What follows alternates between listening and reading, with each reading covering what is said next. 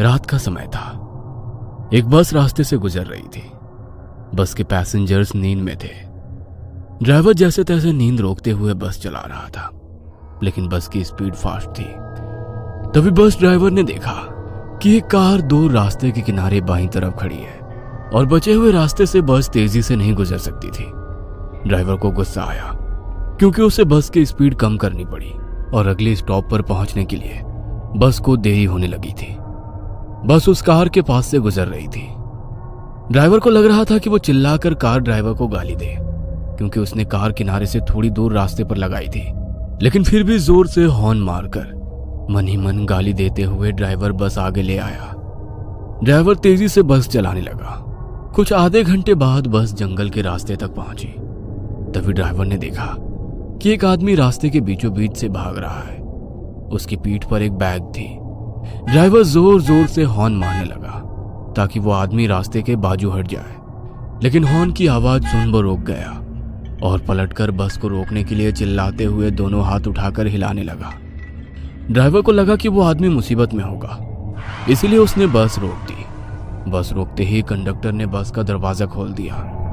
वह आदमी हाँफते हुए बस में चढ़ गया और चिल्लाते हुए बोला, जल्दी बस भगाओ, भगाओ वरना वो आ जाएगी। बस रुकने के कारण और उस आदमी के चिल्लाने के कारण पैसेंजर्स नींद से जाग गए। ड्राइवर उस आदमी की तरफ मुड़कर देख रहा था। तभी वो आदमी फिर से चिल्लाया, अरे भगाओ वरना वो सब लोगों को मार डालेगी। यह सुन ड्राइवर के साथ साथ बस के सभी लोग घबरा गए और बस ड्राइवर ने वहां से बस भगाई। क्या हुआ भाई साहब, आप इतने डरे हुए क्यों हो और आप किसके बारे में बात कर रहे हैं?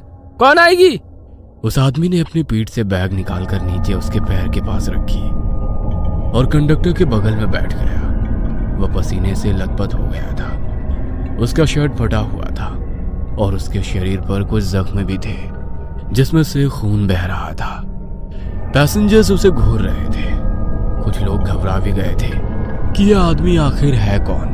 आप कौन हो भाई, और ऐसे क्यों भाग रहे हो और किससे भाग रहे हो? वैसे उस आदमी ने बताना शुरू कर दिया, मैं सत्या हूँ। मैं पीछे वाले कलहरी गांव के रेलवे स्टेशन पर चौकीदार का काम करता हूँ। मेरा कुछ 5-6 दिन पहले कलहरी रेलवे स्टेशन पर ड्यूटी लगा था।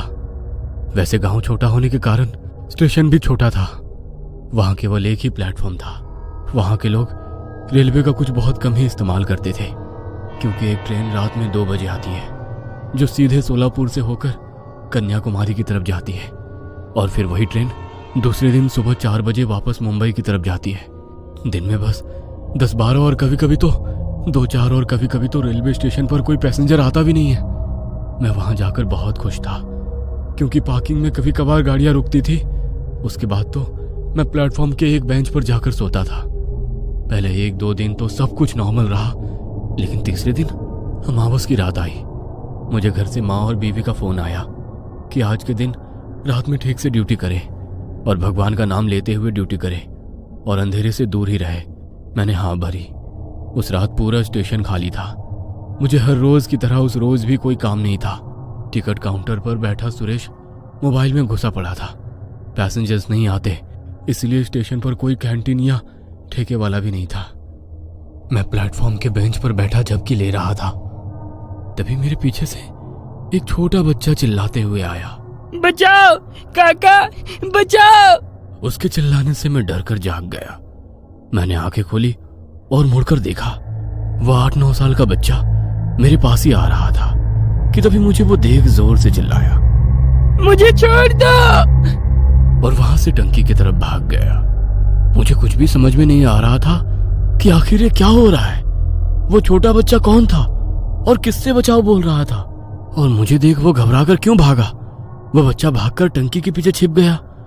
मैं चौकन्ना हो गया और अपने हाथ में लाठी उठाकर वो बच्चा जिस तरफ से आया था उस तरफ देखा, लेकिन वहां से कोई भी नहीं आया। कुछ देर उसी जगह पर ठहरा रहा। वह बच्चा उस टंकी के पीछे छुपकर जोर जोर से रो रहा था। मुझे उसकी चिंता सताने लगी, इसीलिए मैं टंकी के पास चला गया। टंकी के पीछे अंधेरे में वो छुपा हुआ था।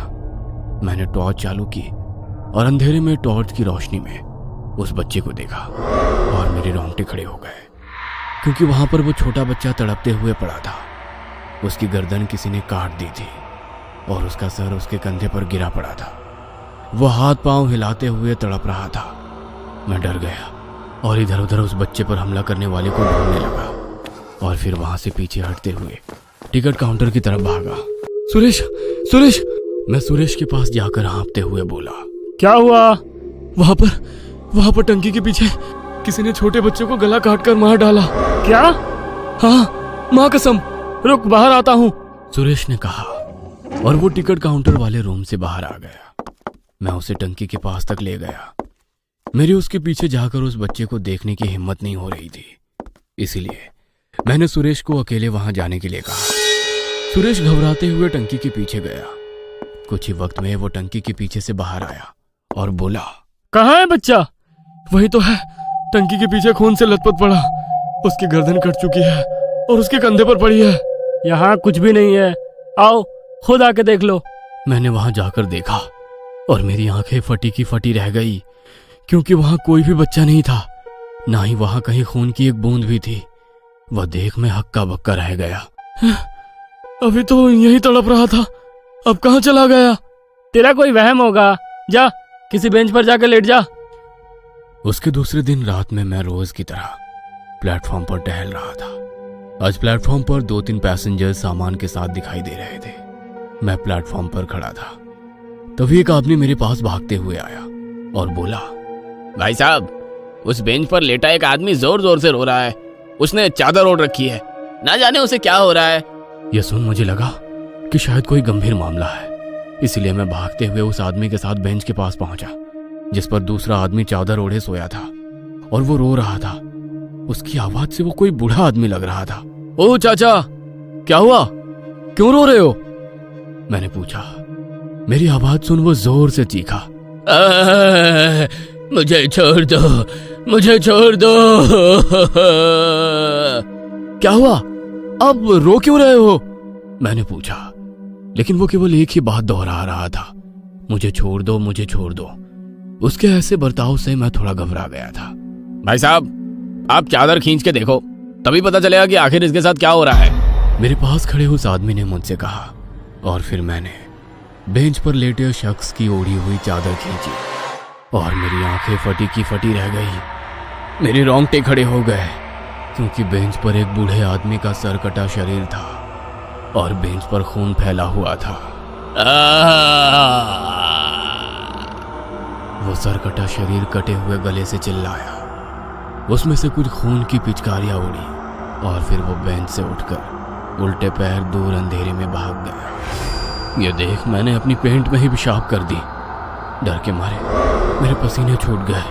मैंने अभी अभी एक सर कटे हुए भूत को देखा था, जो उल्टे पांव अंधेरे में भाग गया था।